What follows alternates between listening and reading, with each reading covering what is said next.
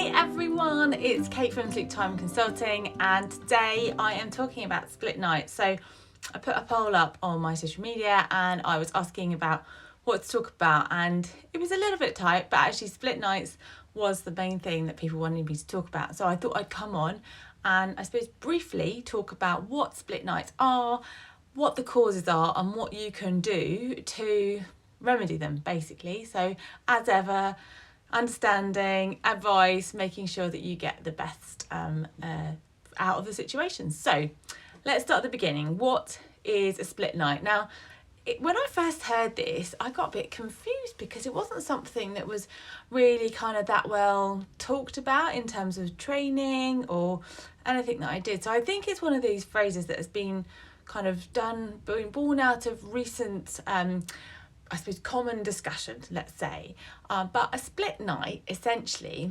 is the fact that your child, whether we're talking about a little baby here or whether we're talking about even a toddler or an older child, will sleep well for the first half of the night, and then for the second half of the night they will have more of a disturbed night. And so you've got a split in the middle of the night whereby the situation kind of changes and they're more disturbed in the second half of the night.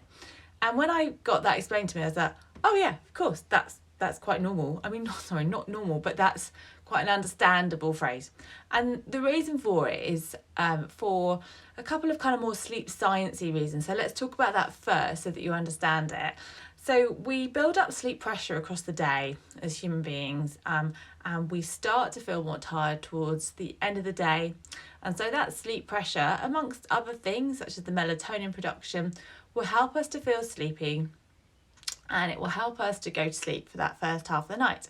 So we carry with us that sleep pressure, and that helps us to stay asleep, so that you have this kind of more restful period in the first half of the night. So that means that you can understand why a child, baby, toddler, even an adult actually, when we think about it, will sleep well for that first half of the night. Now, once that sleep pressure is kind of lifted a little bit, so that means that you kind of have a few hours of sleep, then when you get to the earlier hours of the morning, the sleep pressure isn't as great. So it can cause us to be less tired. It makes sense, doesn't it? We're not as tired because we slept for long enough.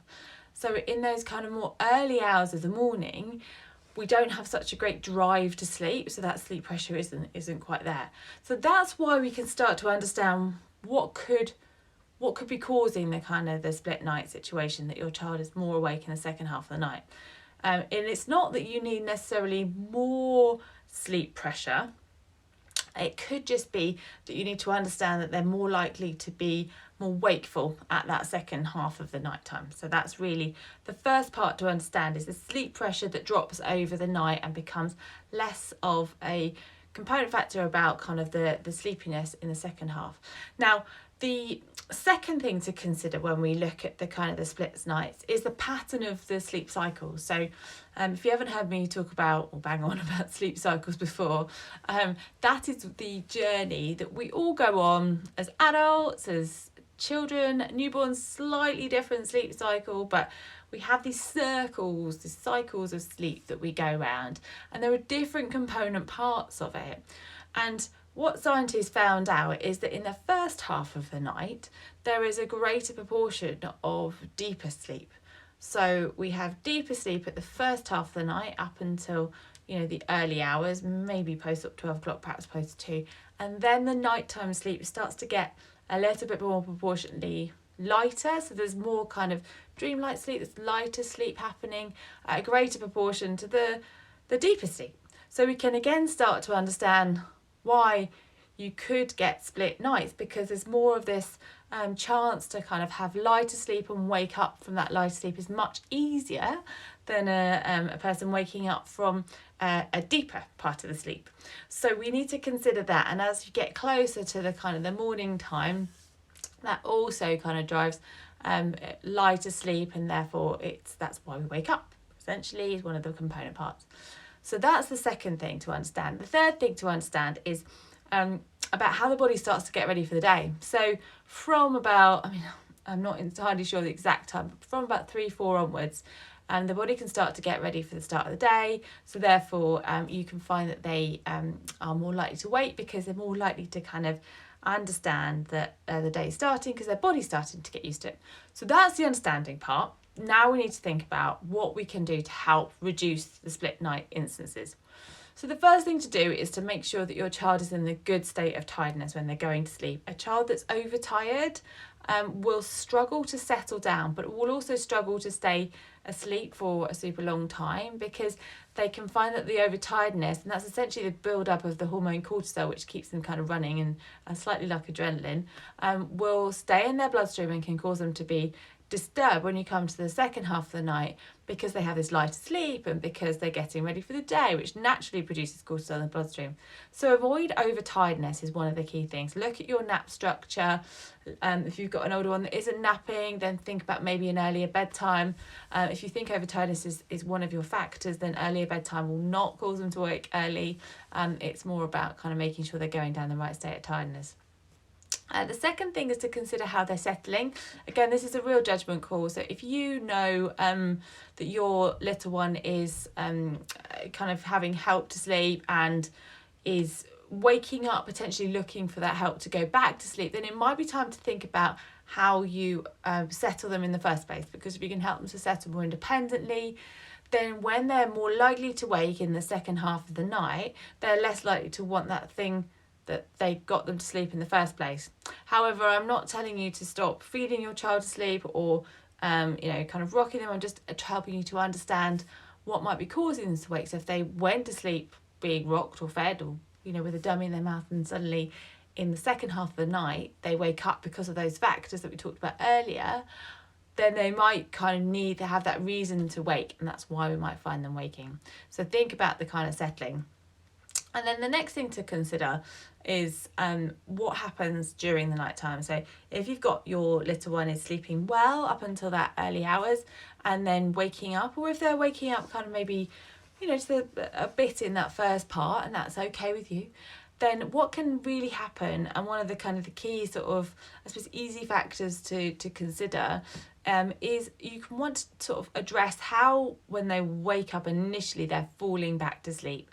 Because if when they're initially falling back to sleep, and let's say that's midnight, something like that, and they're getting a lot of help and they're feeding back to sleep or something along those lines, and then they wake up quite frequently afterwards. Again, if they feed to sleep and then they sleep for a long time, I'm not telling you to stop it. I'm just trying to explain how to handle a split night.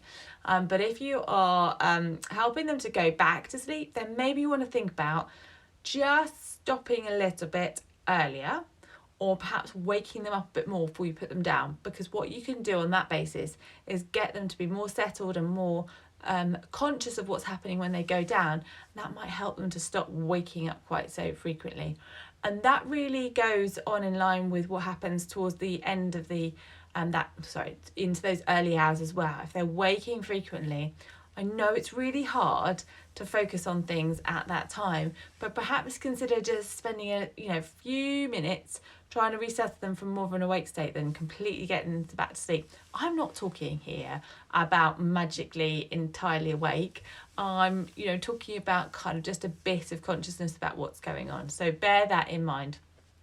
So yeah, I would think about trying to get them to go back to sleep a little bit more independently, and then help them to build more on their sleep cycle, stay asleep for longer is one of the things.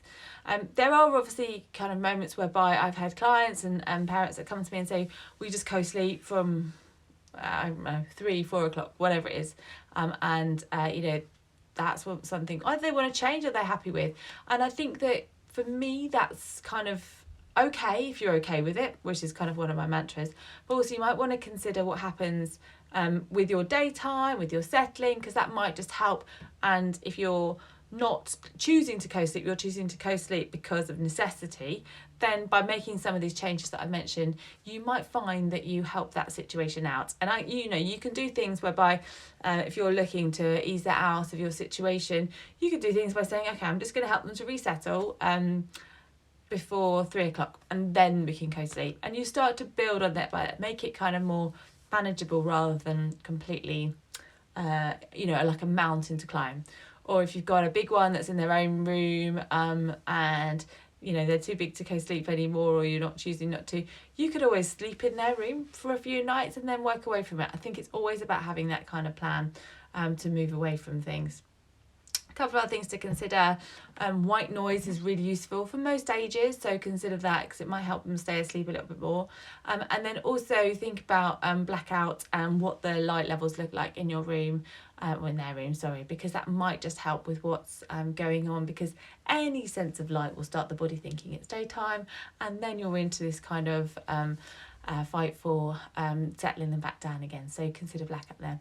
So I hope that was really helpful. I was just talking essentially about the understanding of what split nights are, why they happen, and things you can perhaps change to address them. So I'm going to save this over onto my grid and onto my video, and it'll be up on YouTube as well on the website, so you can walk back over it if you need to, or let me know if you have any questions, of course.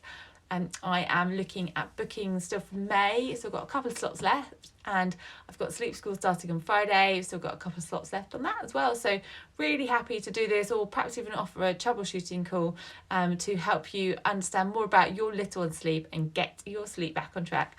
Have a lovely rest of afternoon, and I will speak to you soon. Take care, bye bye.